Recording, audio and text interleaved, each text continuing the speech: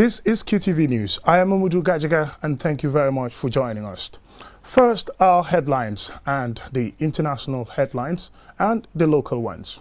Dr. Aissatou Touré, the Vice President, calls for more support in the fight against human trafficking. Drug law enforcement officials announced the arrest of 30 suspected drug dealers. Senior officials of the Red Cross and Crescent Society called on President Barrow at the State House in Banjul. In the international news, Ethiopia's controversial Nile Dam project continues to fuel a row with Egypt.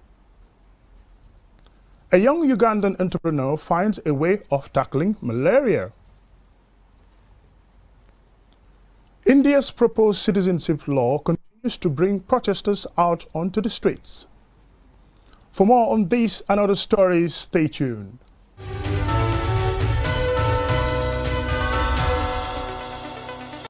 Those are our headlines, and now the news in detail. The Vice President, Dr. Aissatou Touré, has called for more support in the fight against human trafficking. She was speaking at the opening ceremony of a two-day National Task Force meeting on Tuesday. Ansumana Esonyasi attended the event, and this is his report. The government, through the Department of Strategic Policy and Delivery at the Office of the President, in partnership with the National Agency Against Trafficking in Persons and the International Organization on Migration, organized the meeting following the release of the U.S. State Department's latest report on trafficking in persons, which saw the Gambia ranked among the countries most highly affected. The aim of the gathering is to develop a framework to galvanize support for national efforts to combat the threat. On behalf of the Gambia government, the Vice President, Dr. Aissatou Touré, says combating trafficking in persons is at the top of government's agenda. However, she says government is also fully aware of the challenges that the agency and its partners continue to face. I am very happy to tell you that the government of the Gambia has zero tolerance to trafficking in persons.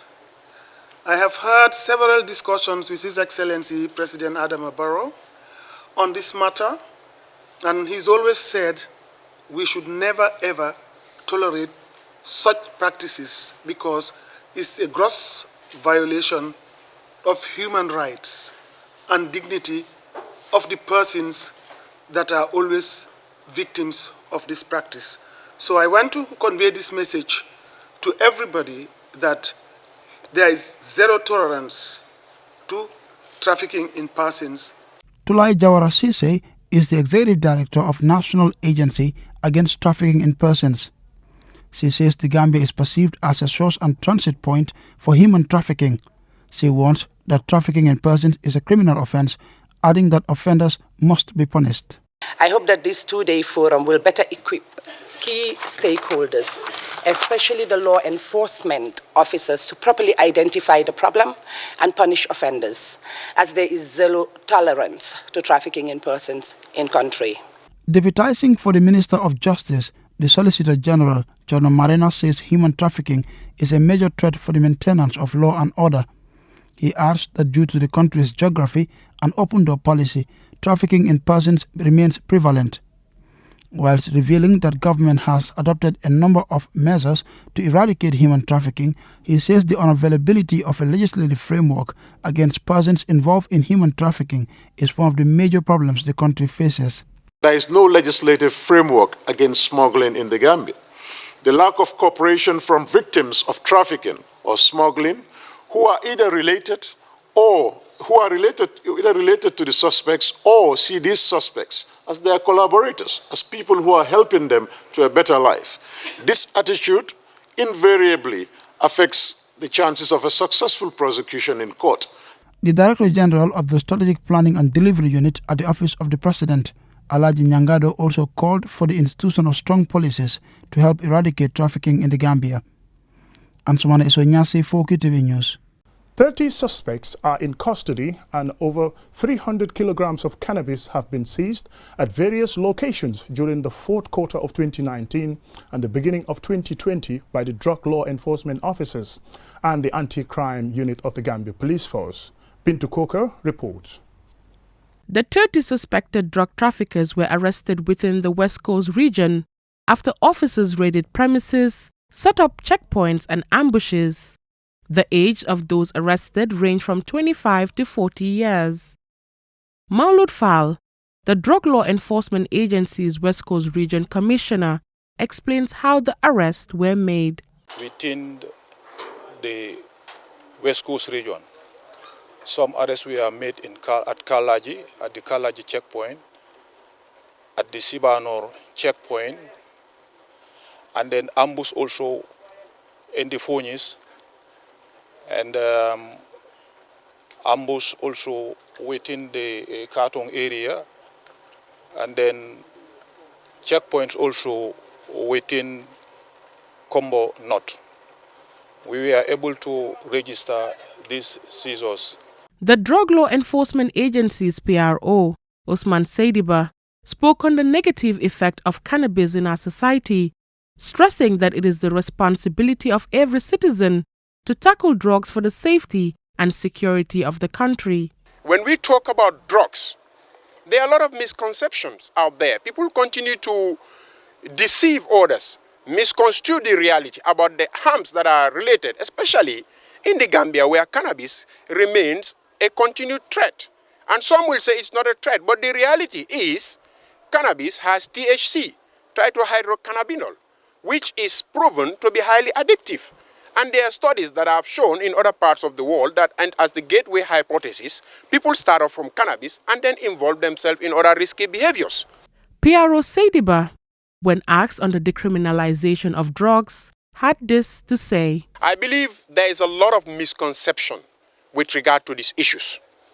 People tend not to understand the difference between allowing open abuse and decriminalizing drugs. Again, it's also important that if somebody knows that there are two fronts to drugs, there is what we call supply suppression and drug demand reduction.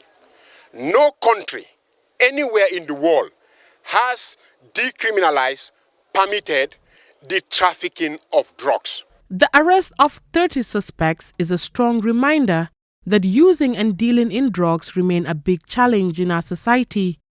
The arrest also showed the determination and relentless efforts of drug law enforcement officers and the anti-crime police in their pursuit to rid our streets of drugs.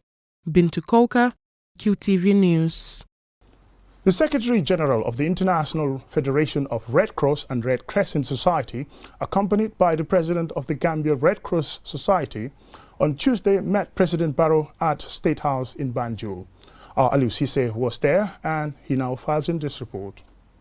The discussion with President Barrow centered on possible areas of cooperation such as health, water sanitation and hygiene, ambulance services and providing first aid among others for the well-being of Gambians. Shortly after the meeting, the visiting Red Cross officials exhibited one of the state-of-the-art ambulances for the Red Cross Society's clinic. Elijah C., Secretary General of the International Federation of the Red Cross and Red Crescent Society, accompanied by the Gambia Red Cross Society's President Jato Silla, explains the importance of the ambulance program. People used to see ambulances transporting patients from one place to another, but not treating them. This treat on the scene, treat during the transit, and provide good care at the referral points. We are seeing now hospitals, university teaching hospitals, having to treat patients at the primary health care level. This is overburdening them. Outpatient clinics that are being built now in the Gambian Red Cross headquarters will provide that services, and with quality. We are very proud to see the progress that has been made during these years, but we are very humbled to recognize that the needs are great, and that is the reason why we come here to reiterate our commitment to partner with the Gambian Red Cross under the able leadership of the Secretary General Alassane Senghor here and the President Silla to assure them that the International Federation of Red Cross and Red Crescent Societies will be on their side to fulfill their humanitarian mission. His office, he added, is very much committed to close collaboration with the Barrow's administration to provide quality health care. President Barrow, he said, was delighted to receive his delegation and welcome the development, which will complement his government's efforts to improve the health sector. The president, he went further, had promised an enabling environment to carry out their work. This is also just the beginning, because if this service is provided and the private sector chips in, the government chips in, and even individual people, can subscribe to with a small contribution so that in case of need, we hope it will not happen frequently, but if it does, that the service is available and it is provided within the country, but also in the neighboring countries, like in Senegal, where sometimes you will have to do some evacuation and the road is long. You cannot afford just having a patient sitting in a car and waiting for service.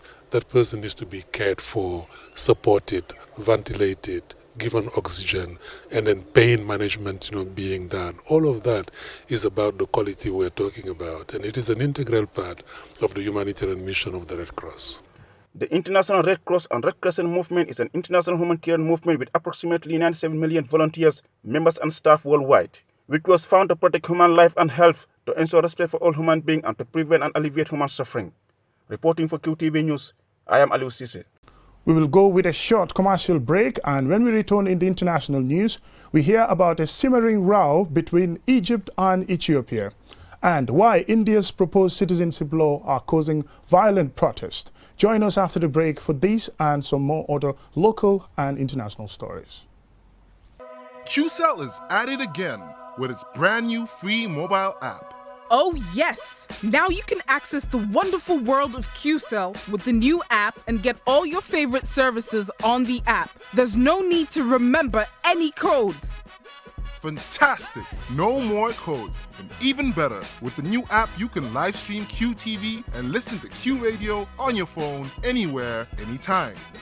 Yes! Listen to Q Radio Live, purchase your Q Power tokens, use your Q Money wallet, and do much more, all for free on the app. Go now and download the app for free from Play Store or the App Store. And you can get 30 days free QTV streaming once you download the app. It's unbelievable. Yeah, that's because it's QCell, the network you trust for great things. QCell, a decade of innovation. A lifetime of trust.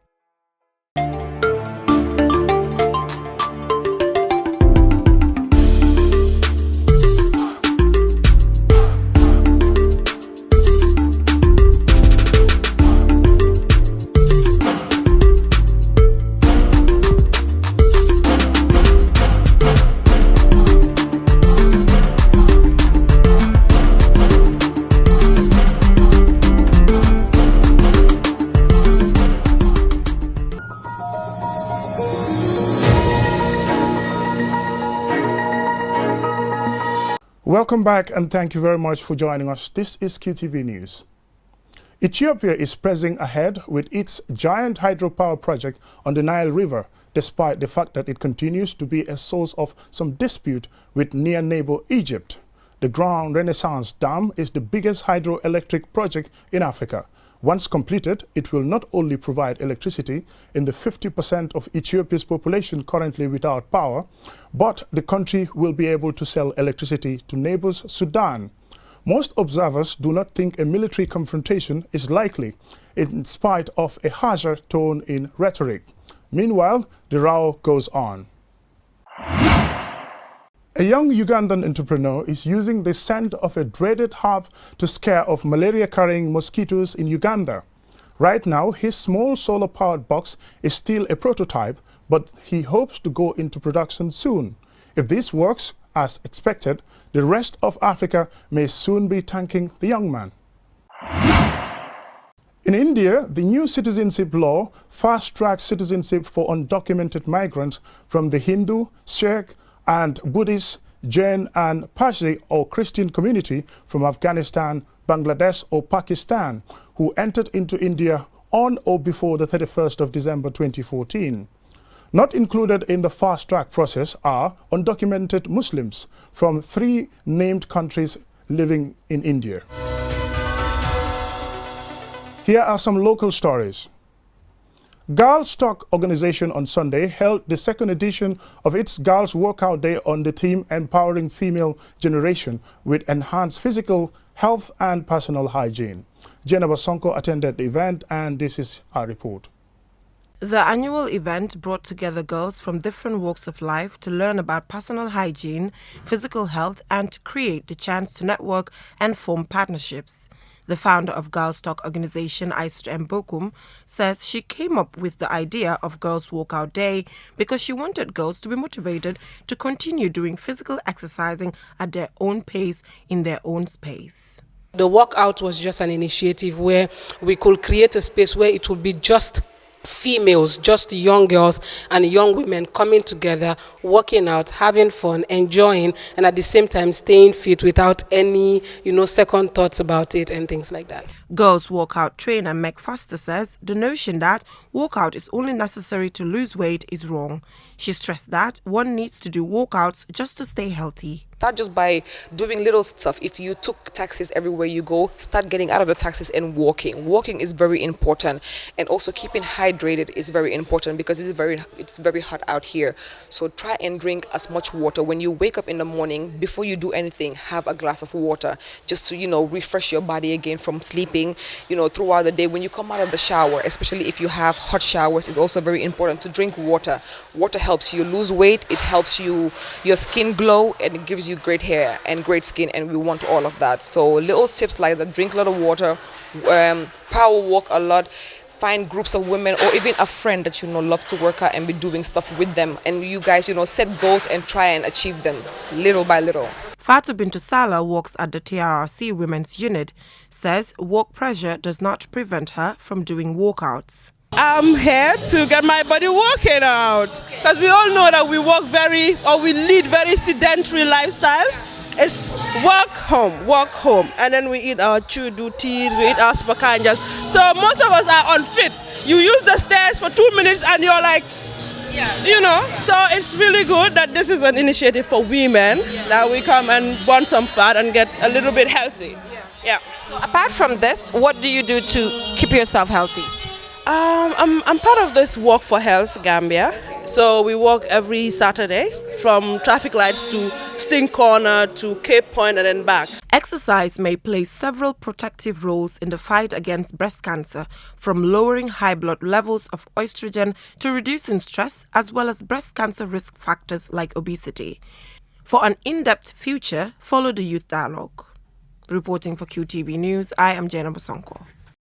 20 new buses were commissioned on Sunday by the Gambia Transport Service Company GTSC. The buses are expected to ease public transport pressures and reduce fares. I joined officials on the maiden test ride, and this is my report. With a growing population and demand for safe, reliable and cheaper transport services, an increase in the number of fleets can minimize the challenge faced by passengers. Since the company began operation in 2013, GTSC has not only created employment, but made road transport accessible to students and commuters in urban areas and the provinces. We are gathered here to commission our fourth generation of buses, actually totaling 25, but on the ground we have 20. And again, that was possible through the support of the parent company. The bulk of the funds were provided by them. The small remaining aspect by Gambia Transport Service Company. And we have been ever grateful for that parental care. The company is currently offering services to Senegal and Guinea-Bissau, but intends to expand operations to Guinea-Conakry and Mauritania. Social Security and Housing Finance Corporation owns GTSC and has provided the greater part of the funds to purchase these buses using Workers' Fund. When we first invested in 50 buses to restart the then liquidated Gambia Public Transport Services Company. Our investment in the transport sector then and over the years has helped improve the quality of life for millions of people who previously were excluded from the economy. I think one thing that is evident is with the introduction or with the revival of the bus transport, every depot that you go right through the country, is bustling with economic activity. Samsidin Sambu, one of GTSC's driver, on a maiden trip, says his opinion on the new buses. It feels good to drive this new bus. Everything about the bus is okay because it is new. According to GTSC, about $150 million was spent acquiring the new buses. With a proper maintenance system in place, these buses are expected to be roadworthy for at least 7 years. The arrival of the new buses will be greatly welcomed by commuters and will no doubt help ease transport problems as well as bring in affordable fares. Mamudu Gajaga, QTV News.